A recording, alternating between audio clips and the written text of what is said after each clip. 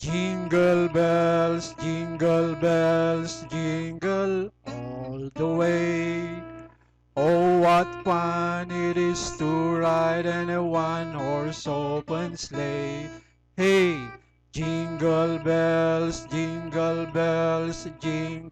all the way.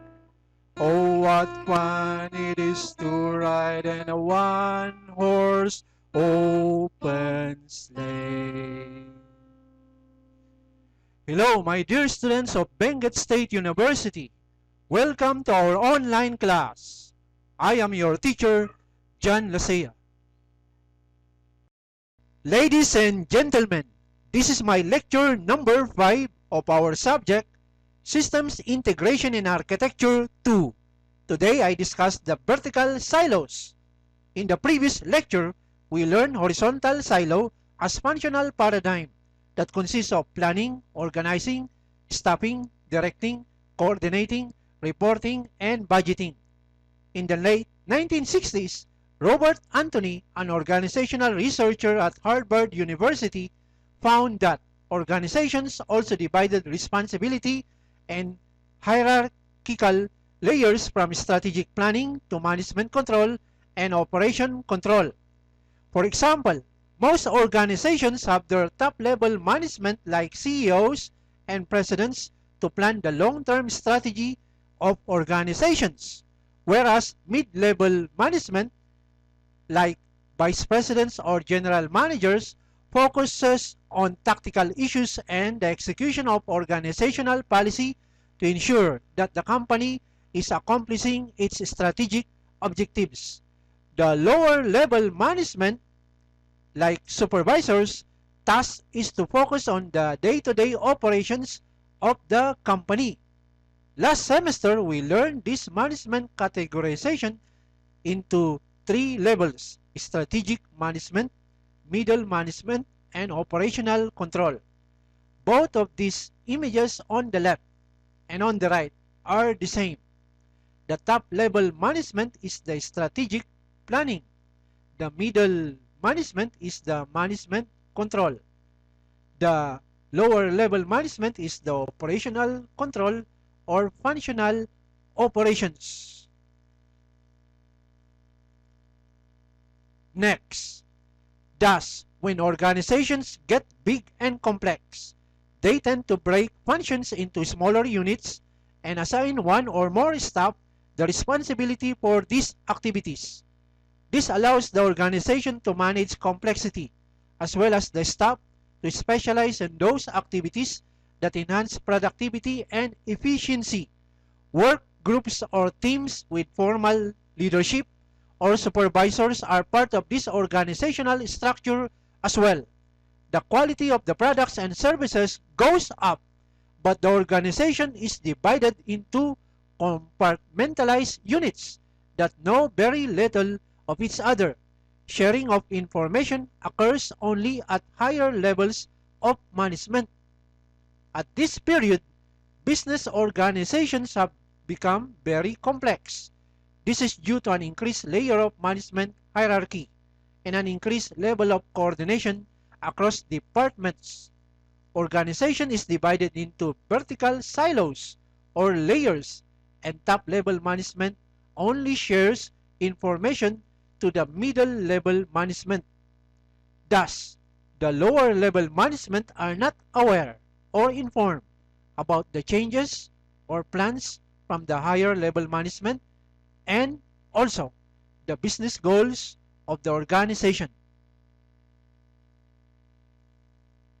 Next, despite attempts to break them, functional silos are alive and doing well. According to a survey by Purchasing Magazine, 96% of the respondents said the organization still maintains a functional structure, but 86% also said they agree with their firm's decision to promote teamwork and integration of the functional areas in their organization. One reason for this is that information sharing and communications problems get worse as an organization spreads geographically and gets more virtual. The original purpose of functional division For example, efficiency and effectiveness is defeated. The lack of information sharing at all levels of an organization often leads to problems with inventory management, such as overproduction of goods when the sales department is not sharing current data on projected sales with the production department, or poor customer service when a customer service representative does not know the status of shipped goods.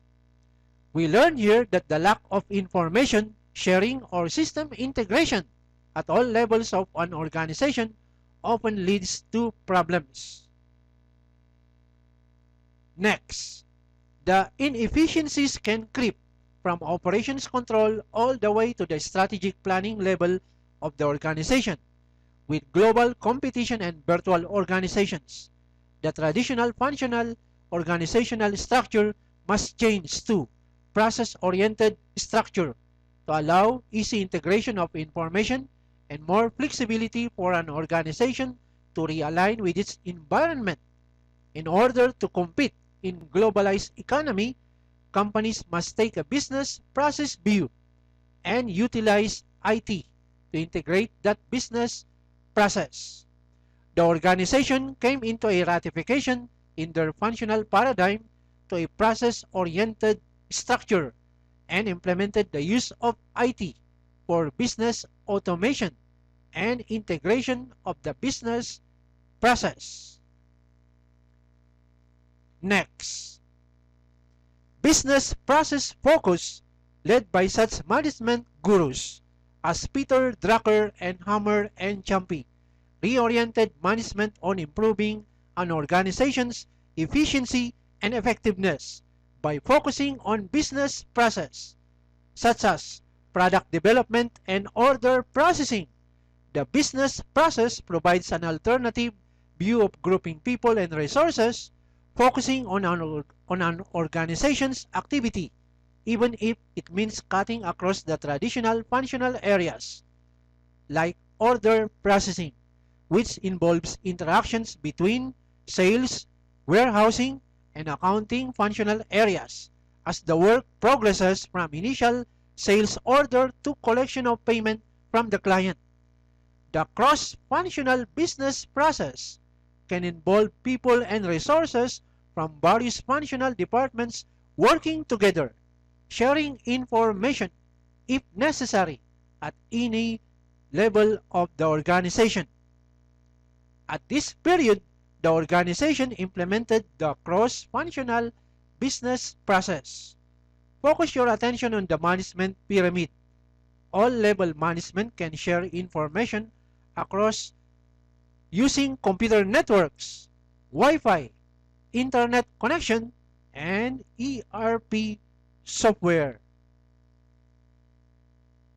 Next, this business process focus has moved management thinking away from functional department to business process view. The business process view flattens the organizational structure from a hierarchy to a matrix, where people and resources from multiple functional units collaborated on such projects as new product development, procurement, or order processing in order to serve the external entities of the organizations better and quicker. Next, the cross-functional organizational structure breaks the traditional functional silos of an organization, opening up the informational flows from one department to another. This opened the doors for more organizational changes because some organizations are moving from process orientation to customer orientation. A customer-centric organization focuses all of its business processes around improving the relationship with its customers. For example, Dell Computers, a US company that sells PCs, does not pre-assemble its computers for its customers. Instead, Dell provides the configuration options to its customers via the Dell.com website. The customer designs the computer configuration based on his or her needs and then transmit the order to Dell. Dell then processes the order and ships it to the customer within 2 weeks. This customer-centric approach allows Dell to communicate and interact better with its customers and let them drive the organization's processes. This organizational evolution from functional silos to business process and customer-centric approaches has had a big impact on the evolution of information systems. At this period, the organization focuses on their customers. The customers are involved in the product design, customization they wanted to buy through the internet. Next, here is the summary about functional silos. Functional silos categorize an organization's tasks and activities into groups to improve efficiency and responsibility of work in the organization. They are generally represented as such departments as accounting or human resource (HR), each having its own goals and responsibilities. As organizations grew in size and complexity, they are divided into horizontal functions and vertical layers. Horizontal grouping is called functional divisions, and vertical grouping of management functions is called management hierarchy. Silos can improve productivity, but they often lead employees to achieve departmental goals rather than overall organizational goals. This can create interdepartmental conflicts and loss of competitive edge for the organization because the focus is not on the needs of the customers. Employees are valued and rewarded based on the department achievements rather than the organizational achievements. I have a question for you to answer. Compare and contrast between horizontal and vertical silos. Which between the two is the better functional organization, and why? You have plenty of time at home to think about this question. Last, I have another question for you to answer. Does our university cater the needs of our students? Yes or no? And how and why? You have plenty of time at home to think about this question. Here is the last question. Is student first policy must be implemented and practiced by all instructors in our university? Yes or no, and why? You have plenty of time at home to think about this question. I have posted your fifth assignment in our Google Classroom. Please answer them and accomplish it.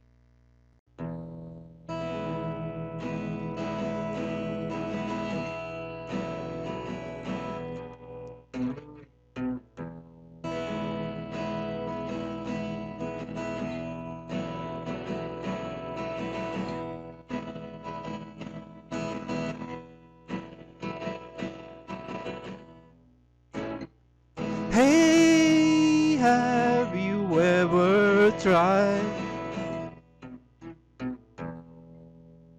really reaching out for the other side? I may be climbing on rainbows, but baby, here goes.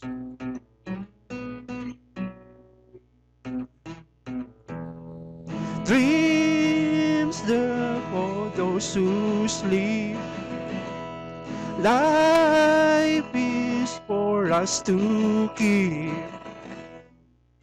And if you're wondering what this all is leading to,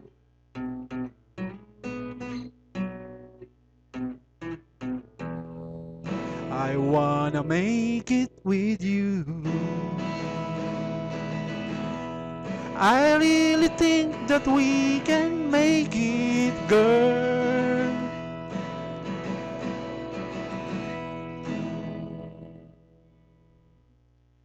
Write your comments or questions down below or post it in our Google Classroom. That ends our topic for today. I hope you have learned in my class. Thank you for watching. God bless us.